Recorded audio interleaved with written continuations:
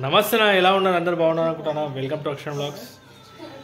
నా మొత్తానికైతే మనది 3000 సబ్స్క్రైబర్స్ అయితే కంప్లీట్ అయిపోయింది. థ్యాంక్ యూ ఫర్ సపోర్ట్ అన్న, మీ అందరికీ థ్యాంక్ యూ వన్స్ అగైన్ ఇలా సపోర్ట్ చేస్తున్నందుకు. కాకపోతే ఈరోజు మాత్రం అర్నింగ్ చెప్పినా కదా, మొన్న చెప్పినా నేను అర్నింగ్ మనకి నిన్న కూడా చేసిన. కాకపోతే 1400 అయితే చేసిన, ఎందుకంటే ఘటాలు ఉన్నాయి మనకి దగ్గర. ఊల్సీట్లో కంపల్సరీ అటెండ్ అవుతాం. మనం అటెండ్ అయితే అయినా 1200 అట్లా చేసిన. సరేనా, నిన్న 1200 స్క్రీన్ షాట్ వీలైతే పెడతాను. కాకపోతే ఈరోజు మాత్రము ఫస్ట్ బుకింగ్ మనకు వచ్చింది.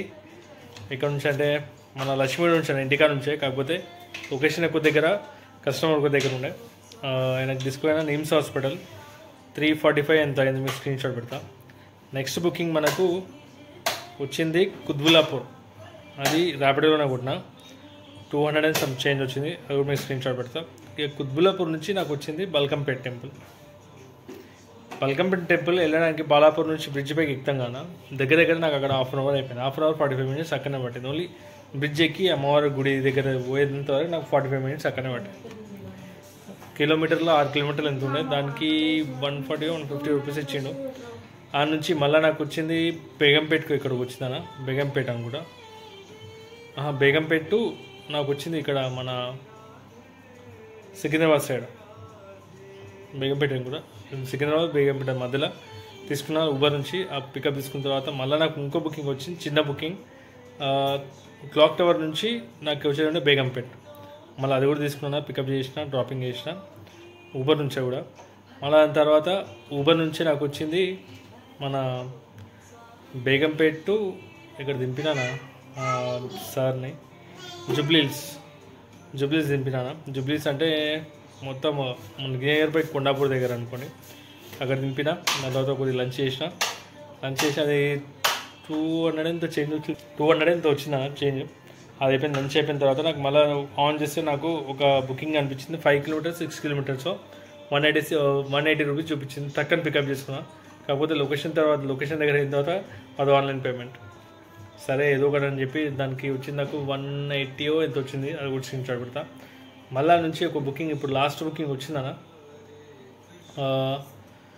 కస్టమరు చెప్తున్నా, లొకేషన్ దగ్గర అయినా కస్టమరు ఎట్లా అంటే మరీ ఎంత చెప్పాలని అర్థమవుతుంది.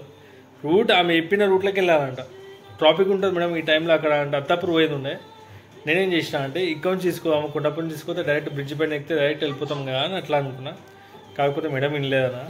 చెప్తున్నా, ఆమె ఏంటంటే అది మన హైటెక్ సిటీ దాటాలి, అది రావాలి, అక్కడి నుంచి పోవాలి అని చెప్పింది. సరే ఏదో ఒకటి అని చెప్పి అప్పటికి ఇంకా స్టార్ట్ అవుతుంది ట్రాఫిక్.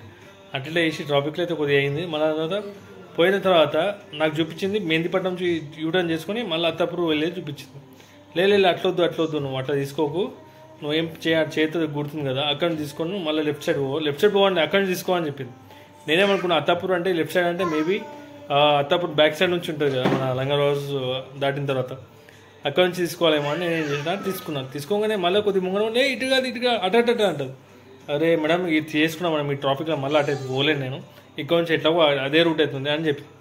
ఆమె ఏమనుకుందో ఏమో, అదే బాబు నాకు లాంగ్ అయిపోతుంది అని చెప్పింది. మేడం లాంగ్ ఏం కాదు మేడం, లాంగ్ అయినా ఒక 500 మీటర్స్ 1/2 కిలోమీటర్ లాంగ్ అవుతుండొచ్చు, మీరు ఫస్టే చెప్పాలి కదా అంటే సిగ్నల్ తర్వాత చెప్పామంటే లేదు బాబు అని చెప్తుంది. మేడం ఇప్పుడు మళ్ళీ నేను యూటర్న్ చేసుకోవాలి, మళ్ళీ ట్రాఫిక్లో ఇరకాలి, మళ్ళీ డబల్ పని అవుతుంది మేడం. అదేదో ఇక్కడ నుంచే బాబుగడ్ నుంచి అక్కడ నుంచి కొట్టేస్తే వచ్చేస్తారంటే సరే అని ఊకుంది. అప్పుడు ఊకుంది సరే అని చెప్పి. ఆ మేడంకి వచ్చింది నాకు 280 రూపీస్. యాక్చువల్లీ 300 చూపించింది, కాకపోతే 280 రూపీస్ వచ్చింది నాకు. మనకు ఒకటి అర్థం కాదు నాకు, ఈ ట్యాక్స్ అమౌంట్ మళ్ళీ ఇక్కడ అవుతుంది మనకి. ఇప్పుడు ఊబర్లో ట్యాక్స్ కట్ చేస్తున్నాను నియర్ బై కిలో ఒక బుకింగ్కి 10 రూపాయలు 12 రూపాయలు సంథింగ్. ఇక నెలవారీ అది పెడితే మనకు ఒక 500-600 కట్టేది. ట్యాక్స్ కూడా కట్టేది, కమిషన్ కాకుండా ట్యాక్స్. అంటే ఈయన ఏం చేస్తున్నాడంటే కమిషన్ తగ్గించి ట్యాక్స్ ఇది కూడా తీసుకుంటాం. తగ్గించడం కాదు, ట్యాక్స్ మళ్ళీ మనం కడుతున్నట్టు మనకి ఏంది ట్యాక్స్ వల్ల మనకి ఏమైనా బెనిఫిట్ ఉందా అంటే నాకైతే ఏం బెనిఫిట్ లేదనిపిస్తున్నా. ఎందుకంటే ఇప్పుడు ర్యాపిడో ట్యాక్స్ తీసుకుంటలేడు, ఊబర్ ట్యాక్స్ తీసుకుంటలేడు, ఓలా ట్యాక్స్ తీసుకుంటలేడు. మళ్ళీ ఊబర్ అనేది తీసుకుంటున్న ట్యాక్స్ మన దగ్గర నుంచి 300 కడితే 300 మనకి బిల్లు చూపిస్తాడు.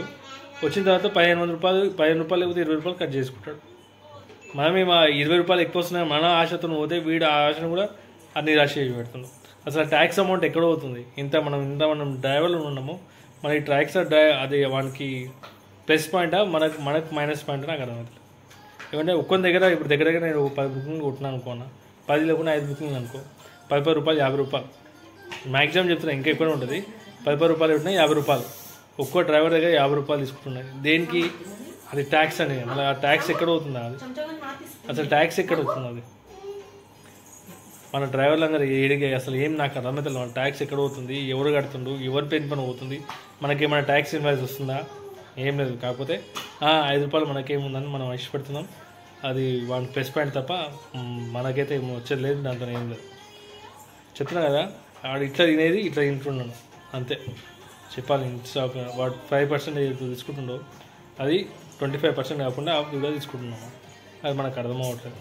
మళ్ళీ నాకైతే తెలియదు, నేనైతే అనుకుంటున్నా అది ట్యాక్స్ తీసుకోవడం అయితే ఇప్పుడు ర్యాపిడో ట్యాక్స్ తీసుకుంటలేడు, నా ఓలా తీసుకుంటున్నాను. మన ఈడెందుకు తీసుకుంటున్నా నాకు క్లారిటీ లేదు. ఇలా చెక్ చేసినా, ఎందుకంటే ప్రతిసారి ఇదే అయినా ట్యాక్సీ 10 రూపాయలు మనం 120 రూపాయలు చూపిస్తే ట్యాక్స్ కట్టకుండా 200 కూడా రాదు. అది చెప్తున్నా కదా, ఆ 20 రూపాయలు మనం కాస్ట్ మనకు పడుతుంది కదా. పికప్కి పోవాలి, పికప్ 2-3 కిలోమీటర్ 4-4 కిలోమీటర్ ఇస్తాడు, మళ్ళీ దాని అమౌంట్ ఎక్కడ అవుతుంది? ఆ అమౌంట్ లేదు.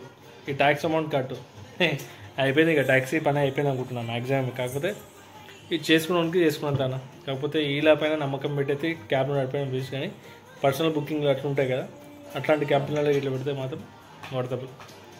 సరే, ఇలా వీడియో తీరాను. కాకపోతే నిన్న కూడా వెళ్ళినా 1500-1200 కొట్టినా. ఈరోజైతే దగ్గర 900 ప్లస్ 800 అనుకోండి, 1700. పెట్రోల్ సగమైనా సగం చెప్తున్నా. నాకు టైం కుడతాక నేను ఫుల్ టైం చేయను, 12 గంట చేయను, నా దాన్ని బట్టి వెళ్తా. కాకపోతే నాకు ఒకటి ఏంటంటే మార్నింగ్ వెళ్ళినా నాకు ప్లస్ పాయింట్ ఏం లేదన్న. కొంచెం మార్నింగ్ చెప్తున్నాను, నేను దగ్గర 1.5 గంట సేపు నేను ఉట్టి కూర్చున్నా, తొందరగా వెళ్ళి బుకింగ్ కొడదాం. అట్లాంటి ఏరియా మాది లేదు. పని చేయాలి, నేను చేసాక డైరెక్ట్ ఎంటీ మార్నింగ్ 7 గంటలకి అత్తాపురికి వెళ్ళిపోవాలి. అక్కడ బుకింగ్ వస్తుందో లేవో నాకైతే గ్యారెంటీ లేదు, అక్కడే వెళ్ళిపోవాలి అంతే తప్ప వేరే సొల్యూషన్ లేదు నాకు. నా ఏరియా అట్లాంటిది. సరేనా, ప్లీజ్ నా వీడియో వస్తే ఇంకా లైక్ అండ్ సబ్స్క్రైబ్ చేయండి, సపోర్ట్ చేస్తారు. వన్స్ అగైన్ మీ అందరికన్నా థ్యాంక్ యూ. మీరు సపోర్ట్ చేస్తున్నందుకు నిజంగా 3000 సబ్స్క్రైబ్ అయ్యాను. Thank you so much. సరే, ఇట్లనే సపోర్ట్ చేస్తున్నాను, ఇట్లనే మీరు. ఓకేనా, బాయ్.